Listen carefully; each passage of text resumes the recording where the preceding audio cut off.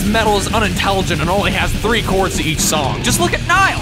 They're known for their Egyptian mythological lyrics, which are all well-researched, but they're also praised as one of the top death metal bands of all time. They're known for their ability to outperform, outwrite, and outdo a lot of bands with no contest. Their music is so brutal that it will make you question your life. Okay, maybe not that extreme, but they'll make you question your abilities as a musician. Nile has been known to plant black seeds and annihilate the Ithyphallic wicked in their darkened shrines at the Catacombs at the Unearthed Gate of Sethu, to which the gods detest. Relapse released their first 4 albums. They reissued them in 2015. They did them in gray and they did them in different colors. I wanted the gray because in my experience, wax with one color often sounds better than wax with mixed colors. And I absolutely love the way the spines look when you have them all together on the shelf. They're easy to spot. The only thing that would have made them better is if they had posters like the Nuclear Blast albums did. Amongst the Catacombs of Nephren-Ka! This is their shortest album, clocking in at 34 minutes. I consider it to be the Reservoir Dogs of Nile's catalog, as it's their shortest and their simplest. This is Nile at their most primal. It has that distinct first album feel to it, while the production is muddier than the rest of their albums. Of course, Carl Sanders' guitar is just as thick as Bill Steer's guitar sound on Symphonies of Sickness. The artwork is also their brightest, because while every Nile album is influenced by H.P. Lovecraft, this one, it's even named after his story, The Outsider. Unlike the other Relapse albums, however, this does not feature any of the annotated song lyrics. Although I feel like if you read the lyrics to their later songs, you'll understand the lyrics here. Next up, Black Seeds and Vengeance. Heavier than the first album and a favorite amongst fans who prefer their early stuff. Automatically, the back of the album has more going on than on the first album, because the text takes up more space. It's just like comparing 9 Inch Nails' Broken to Fixed. Technically, this album features a more realized version of the band, because from here on out, Dallas Torway would shred flesh and shatter molecules with a 6-string torture machine! Aside from that, the songwriting is darker and a little more complex, and of course, as you can see here, we have the lyric sheet and the annotations on mode. Watermelon seeds are black, so they will come back to avenge their fallen brothers! Ha ha ha ha! Ah yes, in their darkened shrines. This is their longest album, but the songs are so entertaining that the album goes by very quickly. It's heavier than the last 2, and this is because you can hear the bass more and the guitars are thicker than on Black Seeds and Vengeance. But there's also more emphasis on the drums! Yeah, this is where Nile started becoming more reliant on super hard to play technical drumming! What amazes me is that they were able to get this type of sound with just 3 members in the band. Yeah, that's right. This, their first album, and everything that came after Annihilation of the Wicked was only done with 3 members. Even when they play live, their sound is still tight and well rehearsed. But the vinyl itself is also packaged better. Because here, you have a gatefold, and you have the lyrics on a separate sheet than the annotations, which are on the gatefold itself. The song Sarcophagus was in the Choosing Death soundtrack. Carl Sanders had this to say about the song. Sarcophagus could be thought of as a continuation of the Nephren-Ka saga, perhaps a revisitation of the Lovecraftian mythos that this band has been exploring since our earlier work. I sometimes get an uneasy feeling that perhaps it would be best to leave Lovecraft's characters sleeping, undisturbed in an eternal dormant state, dead, as it were, but dreaming. Who knows what we might awaken. You know what? I haven't listened to this album in a while. Let me give it another proper listen before I can critique it.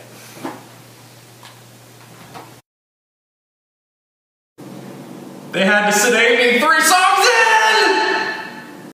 Wow, that artwork rules. It's like... magnificent! But now feel my unbridled wrath. Looking at these snakes on 12 inches of cardboard artwork is so much more satisfying than it looks on a CD. They really need to make that into a poster, and I think they did. They made it into a special edition CD poster, but as for the album, it's the most intense, cranium-cracking, ridiculous, and skilled concoction they've ever done!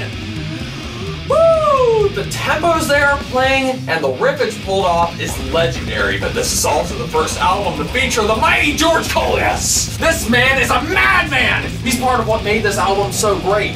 The chemistry between the instruments and the band has evolved and gotten better ever since he joined. Nile has finally assumed its ultimate form. As for the album, Just listen to Latch to the Slave Stick and tell me that you don't want to go 100 miles an hour on a motorcycle and drive it into a circle pit.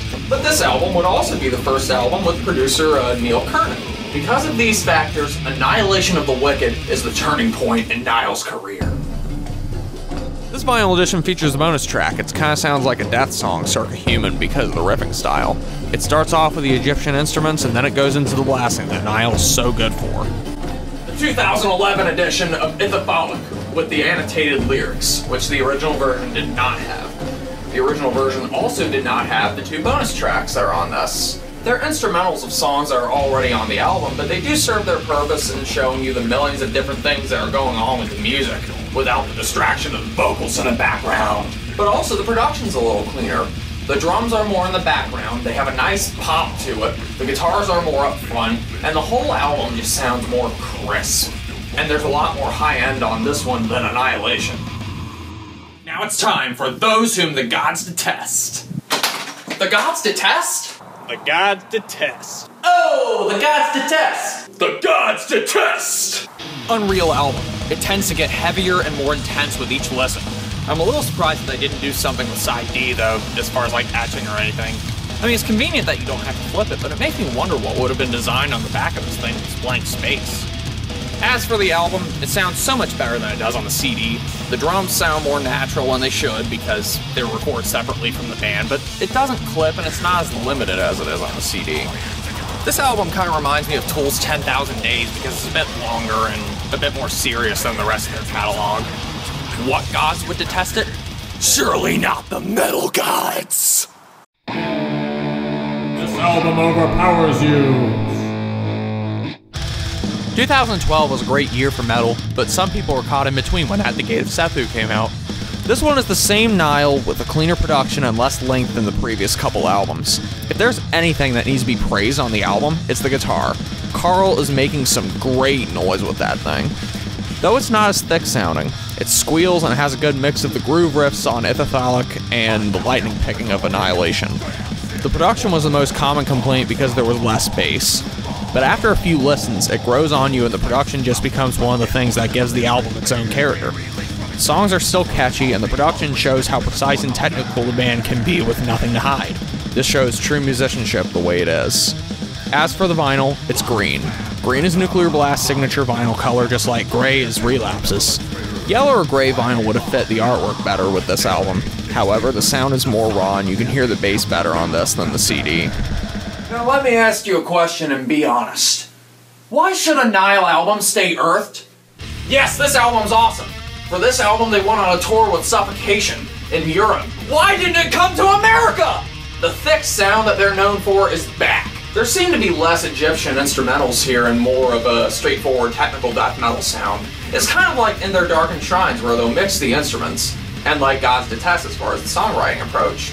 Clear vinyl so it sounds warm, but there's nothing on side 4. This time though, there isn't a lot of artwork, so I'm not exactly sure what they would have etched, aside from the triangles. Fantastically pummeling album. I'm a vinyl enthusiast and I'm a slave. The closest I can figure it, Nile's had 8 albums and my ears are being pounded to their death. It wasn't always like this. I was a human being once. The gnarliest of Nile's music has made my turntable go berserk, so I locked it off at the tonal. But it didn't stop there. It came for my iPod, and then it came for me.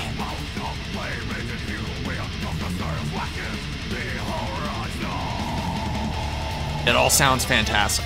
Go buy them.